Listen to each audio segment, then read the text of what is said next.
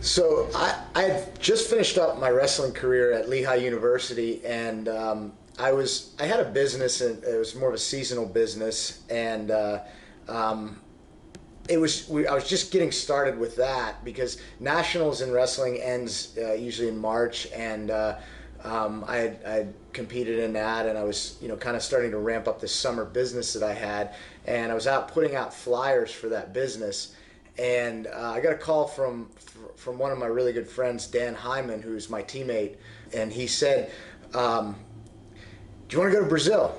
And I said, "Yeah, I'd love to." And then when we talked later, he said that Rolles Gracie, one of the first, one of the members of the Gracie family, the first family of jiu-jitsu, had put out a post on the Ad Combat forum.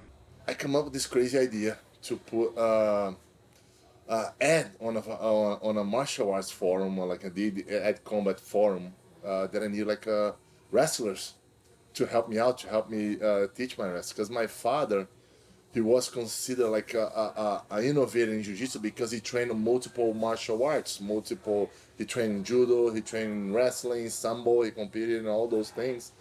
And I always had that in mind, and I wanted to somebody good to teach me wrestling, and I put this. So I decided to put this ad, to see what was happening.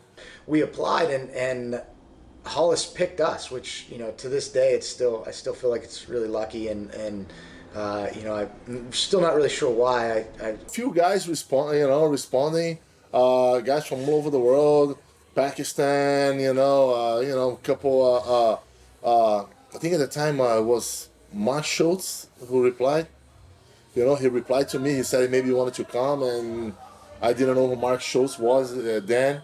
So but the thing when Dan said, he told me, yeah, I trained with your cousin Caesar in California. So to me, I was like, okay, I scratched everybody else. These guys were it. They say, yeah, when you're coming down. We decided to go as soon as we could, right after we graduated, after our graduation from Lehigh. So Dan ended up getting a flight, I think 2 days before me, and I think the day that he graduated, he flew down right after we ate dinner after his graduation, and then I went 2 days later. Yeah, so I'm heading to the airport to pick up Dan, and I don't even know if he's gonna show up, because like there was, last time I communicated with him was through email, and let me just go. I think he sent a picture of himself, on his wrestling singlet, and here I am at the airport waiting for this guy. And then I say, oh, the guy looks lost, and he looks like the guy in the singlet. That must be him. So I reached out to him, I pick him up, we shake hands, put him in the car, and he started telling me about his buddy that he's going to come a couple of days later, Warren.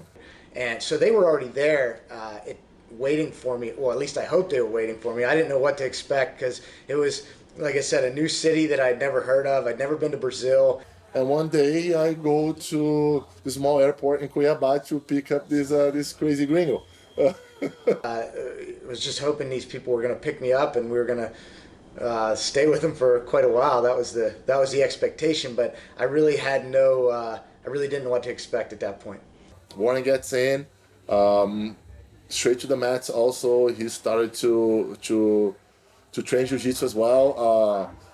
In a gi, and I think he fell in love right away, and I was impressed how maybe because of their background, they were very talented, and right away they were like giving my students a hard time. I had a new school at the time, but they were already giving my senior students a run for their money.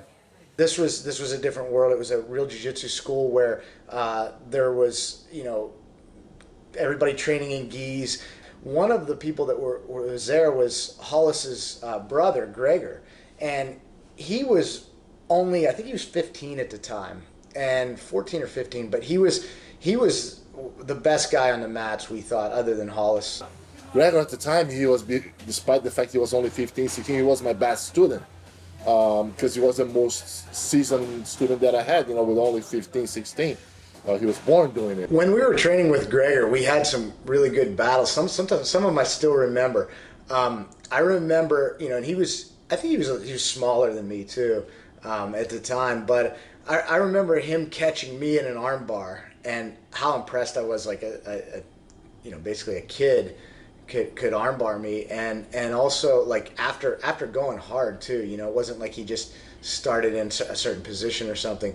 And since then, Gregor and both Gregor and Hollis have become amazing wrestlers. And I don't say that like amazing for jiu-jitsu, which a lot of times you spend so much time in one discipline, it's hard to transition into another, even over many years. But I mean, Hollis has competed in very high level, like international level wrestling, and won matches. Gregor, last time I remember I worked out with him, he got a takedown on me. This is just a couple years ago. We're both a lot older, but and he's bigger now. But so they really developed that. So I think they, if anything, I'd like to think that they developed a good base and a love of wrestling. And I was, hopefully some part of that. Yeah, so we've been basically trained together for 3 months.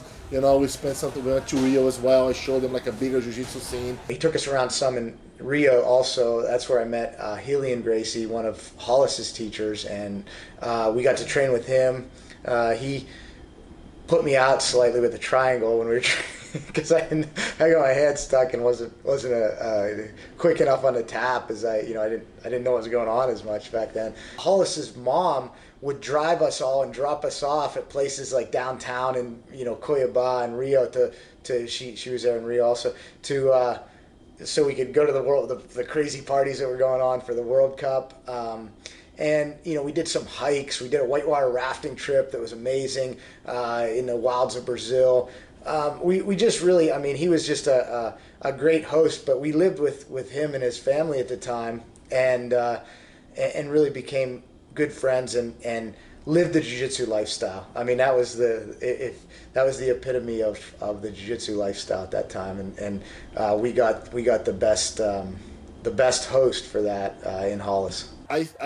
These guys made me fall in love with wrestling, and I believe I make them fall in love with jiu-jitsu. So that was the big take we got from this experience. On the flip side, I just feel like so grateful that I found good teachers when I started. I think that's so important. The more I get into jiu-jitsu, the longer I go, the more important I think it is that you start the right way and start with a good. It's so hard to break bad habits, and you kind of your learning curve is so steep at the beginning, and you have so many impressions coming in. If you're with somebody who is technical, is skilled, understands this deeply the sport, it gives you such an advantage going forward. Yes, we've been kept in touch, since day one. So it's almost like those short 3 months that we stayed there, we developed like the tight bonds, and we're always in touch. I've gotten to visit his school. When I see him in New York, I go to Henzo's a lot. I see him there, and we just continue to stay in touch, continue to be friends, and him and his family continue to support me. To visit Warren here in his academy and see where he's at now. I was lucky to see his first steps into jiu-jitsu and to see where he's at now. He's a powerhouse, to this, I even go further to say only this area. He's a powerhouse in the sport. He's like somebody that you could come here, learn a lot from him, and learn a lot from the business that he developed, and he's like a whole model. So it's awesome to come here and witness this. I'm not sure if I would be where I'm at in life if I wouldn't have met Hollis and just continued to have his support.